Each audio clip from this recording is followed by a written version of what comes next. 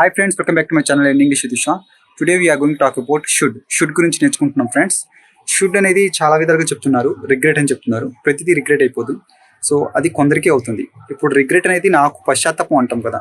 పశ్చాత్తాపం అనేది ఒకరు చెప్తే అది అవుతుందా? అది పశ్చాత్తాపం అవుతుంది. మనం ఫీల్ అవుతున్నప్పుడు అది పశ్చాత్తాపం అవుతుంది. సో రిగ్రెట్ అనేది ప్రతి సందర్భంలో అది రిగ్రెట్ అయిపోతుంది షుడ్ వస్తే. సో షుడ్ అనేది ఏంటి అంటే someone's opinion. It becomes advice to anyone.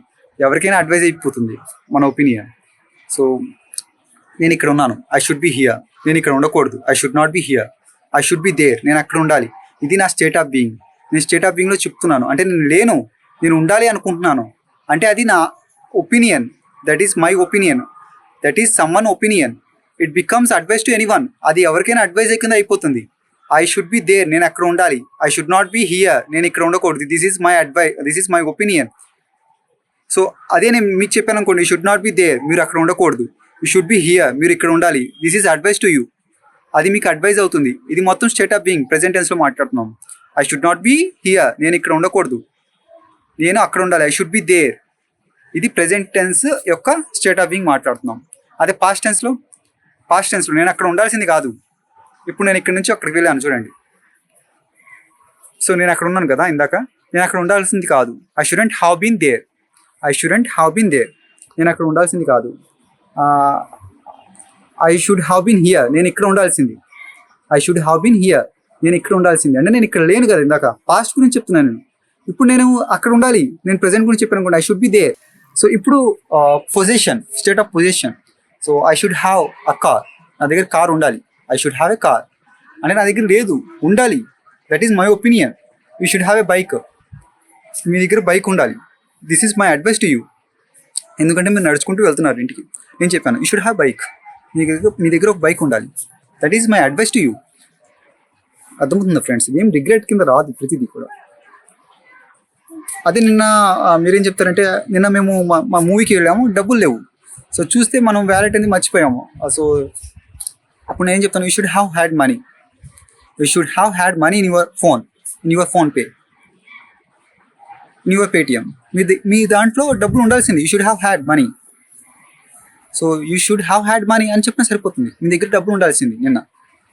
ఇప్పుడు ఉండాలి అంటూ యూ షుడ్ హ్యావ్ మనీ. నీకు బైక్ ఉండాలి, యూ షుడ్ హ్యావ్ బైక్, నీకు ఉండాలి advice.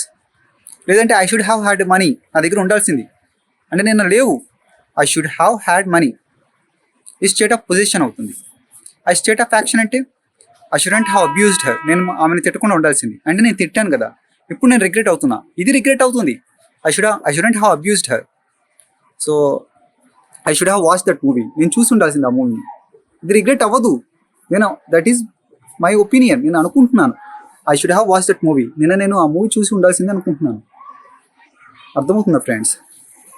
I shouldn't have told about that, నేను దాని గురించి చెప్పుకుని ఉండాల్సింది. To them, I shouldn't have told about that to them, నేను అది దాని గురించి చెప్పుకుని ఉండాల్సింది. షుడ్ ఏంటిది స్టేట్ ఆఫ్ బీయింగ్లో ఉంటుంది, ప్రెజెంట్ టెన్స్ పాస్ట్ టెన్స్ ఉంటుంది. స్టేట్ ఆఫ్ పొజిషన్లో కూడా ఉంటుంది, పాస్ట్ టెన్స్ ప్రెజెంట్ టెన్స్. ఇప్పుడు నేనేం చెప్పాను, state of action. State of action మీకు తెలుసు. సో ప్రెజెంట్ టెన్స్ చెప్పండి, యూ షుడ్ డూ దట్, మీరు చెయ్యాలి. You should do that, that is action. You should do that, that is my advice. You should go to market, మీరు మార్కెట్కి వెళ్ళాలి, that is advice. అడ్వైజే, అది regret కాదు. Advise వచ్చినప్పుడు మనం షుడ్ అనేది యూజ్ చేస్తాం. You should go to market to bring vegetables, మీరు మార్కెట్కి వెళ్ళాలి. That is my advice. So అదే నేను చెప్పిన, I should go to my office, that is my opinion. That is my opinion. I should record this video, నేను ఈ video record చేయాలి, this is my opinion.